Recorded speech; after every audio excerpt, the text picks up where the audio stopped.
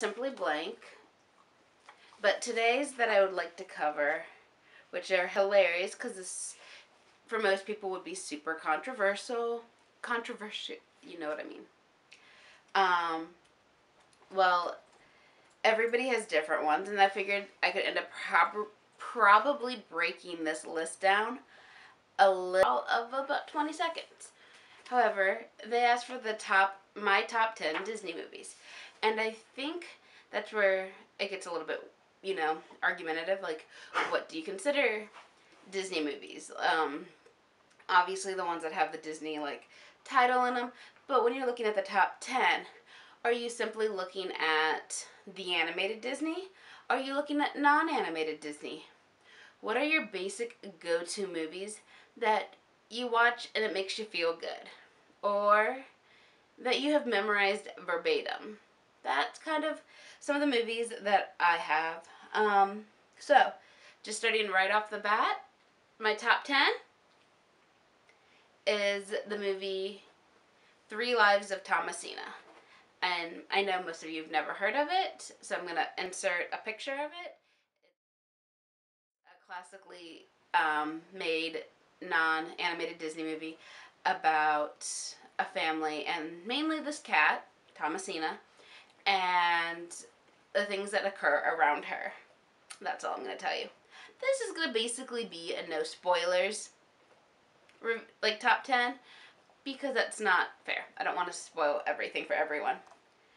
Number 9 is Beauty and the Beast. Yes, I love watching Beauty and the Beast, and I can watch it over and over again, whether it's the animated or the new one. They're both great. They're both fun to watch. They both make you want to sing and dance along. And then when you go to Disney World, then you're super excited when you find and see Be Our Guest eating, preferably in the West Wing. But that's awesome and amazing. So that's number 9. Number 8 is Frozen. I love Frozen. My friends all know I love Frozen. They even got me phone cases that had Doctor Who and Frozen mixed together. I just loved it. And I also think part of the reason I love it was not simply because it was freezing cold out that entire winter that it came out, but I can clearly as day remember coming out and it was just snow covered over all of the cars. And so my friends and I did the most mature thing possible. We had snowball fights in the movie theater parking lot. Because that's what we do. Yeah. Because that's so mature and smart. But yeah, no, so that's why number 8 is Frozen. The story's fun, the story's cute. It's not simply all girl power, and it's not simply must find love at first sight. It's making a mockery of little Disney tropes as well as telling a true valued story. Number 7 is DuckTales. Woohoo! The movie with the lamp. So, I love that movie. I think it's super cheesy, super amazing, and when I found it on DVD, I instantaneously bought it, and then bragged to my brother that I found it before he did. And then he told me that I had to give it to him. And I said no. If you like the classic DuckTales TV shows and the classic DuckTales movies, then you will love this movie. It's fun, it's energetic. Sure, there are plot holes, but it's DuckTales, so who cares? Huey, Dewey, and Louie can get through it as with their friends and McScrooge.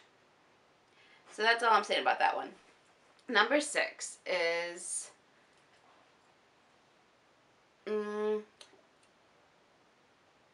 of hard to say that it's only 6 because everybody knows I know this movie verbatim, is The Mighty Ducks. You know, it brought a whole generation into watching hockey movies. Sure, hockey was popular before that, and hockey was great after that. But, or has been great after that. Wow, that was such a not meant to be burned. But, if you can hear that noise, that's my dog Remington chewing on his stuffed squid. But no, I love the Mighty Ducks. It was something fun, and it was something inventive. It gave us Joshua Jackson for the first time, and that's the point where all girls started to fall in love with him, and then over the years he became Pacey.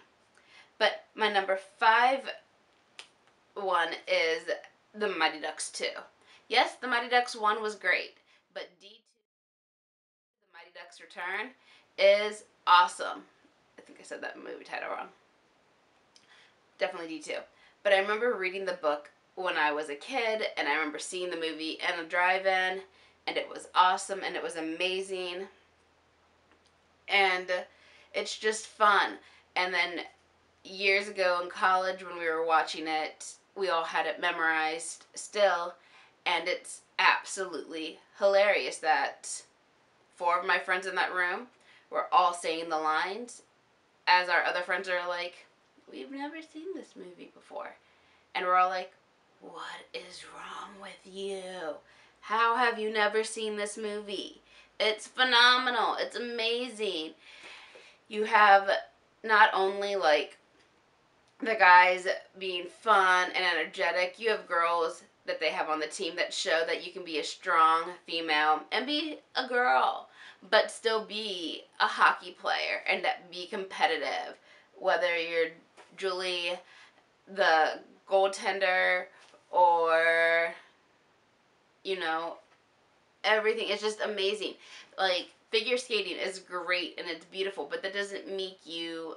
That's from D1. Or that's from my next one. Yeah. Both movies are fantastic because they do highlight girls being able to play hockey as well as being great.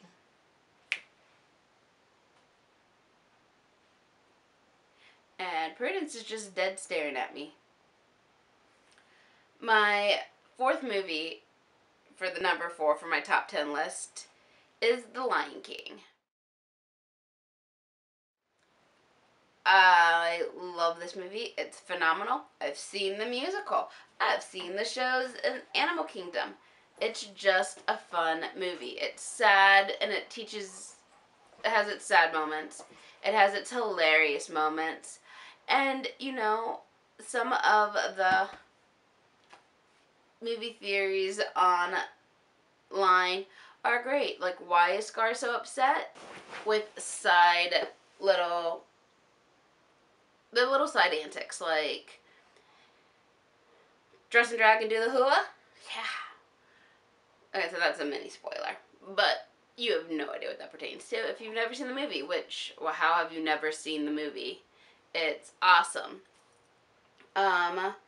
Number 3 is Big Hero 6. Yes, I know most people would put The Lion King before Big Hero 6. However, I love Baymax. I love all the characters. If San Francisco was a real place, I would be there right now because it would be awesome.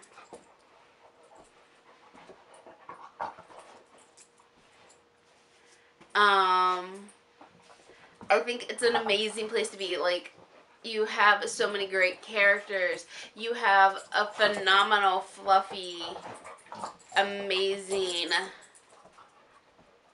Baymax is just awesome, and he's sweet, and he's kind. And yes, he's a robot, so he's not going to understand, like, all the petty human jealousy acts that could happen. He wants to just make the world a better place, and you have smart kids who are trying to improve the world. They're using science and trying to see things outside the box and shake it up. Why not?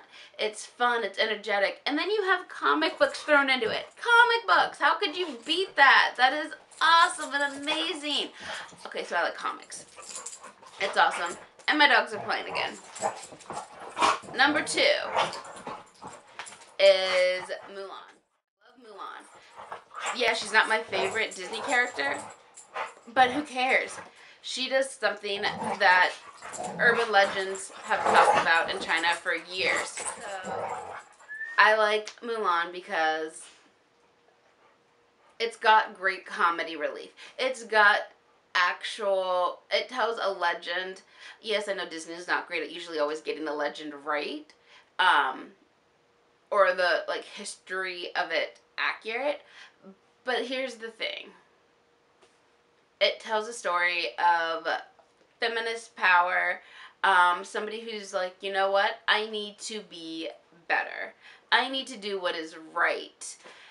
And then you have Mushu, who is like, I messed up. Yeah. So with the messing up part, then he goes and he tries to do his best to fix it. And Mulan tries to do her best to help everybody out. You see her get better, you see her get stronger. And then they give you one of the greatest songs in Disney history.